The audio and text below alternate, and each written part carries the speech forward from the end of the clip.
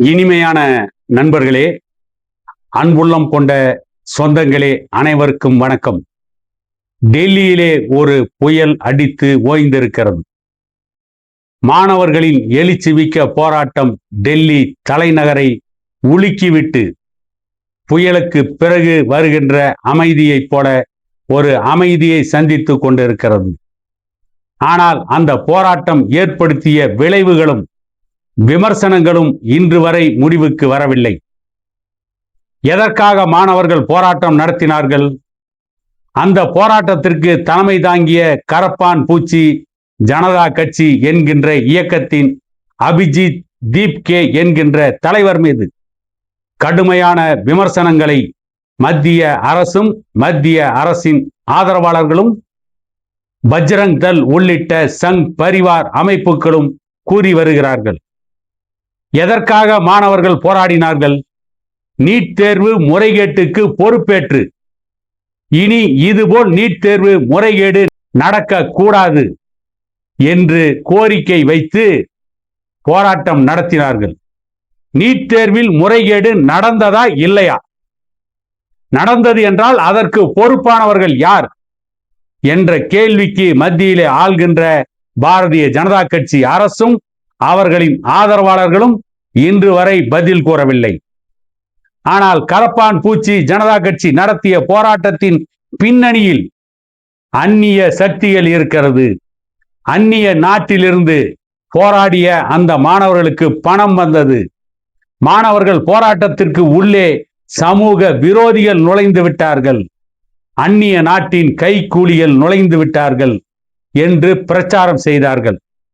குறிப்பாக அந்த மாணவர்களுக்கு அந்நிய நாட்டிலிருந்து பணம் வந்தது, நிதி உதவி வந்தது என்ற குற்றச்சாட்டை இன்று வரை தொடர்ந்து கூறிக்கொண்டே இருக்கிறார்கள்.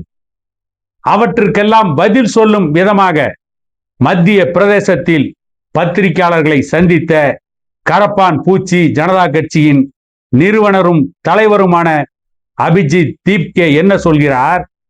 மத்தியிலே ஆட்சி நடத்துகின்ற பாரதிய ஜனதா கட்சி அரசு, அந்த ஆட்சியின் உள்துறை அமைச்சராக இருக்கின்ற அமித்ஷாவிற்கு தெரியாமல் இந்த நாட்டுக்குள் அந்நிய நாட்டின் பணம் வருகிறது, வெளிநாட்டின் பணம் வருகிறது என்று சொன்னால் உள்துறை அமைச்சர் அவருடைய இலாக்காவை கவனிப்பதில் தோல்வியை சந்தித்து விட்டார்.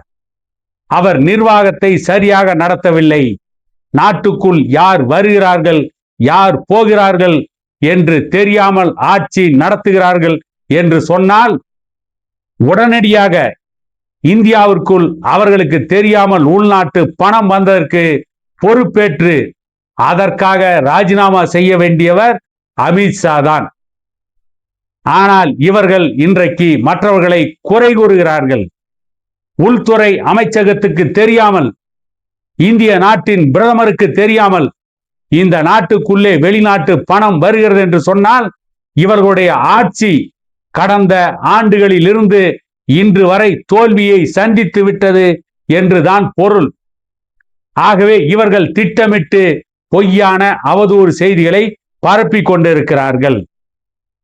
மாணவர்கள் எதற்காக போராடினார்கள்? ஏன் நீட் தேர்வு முறைகேடு நடந்தது?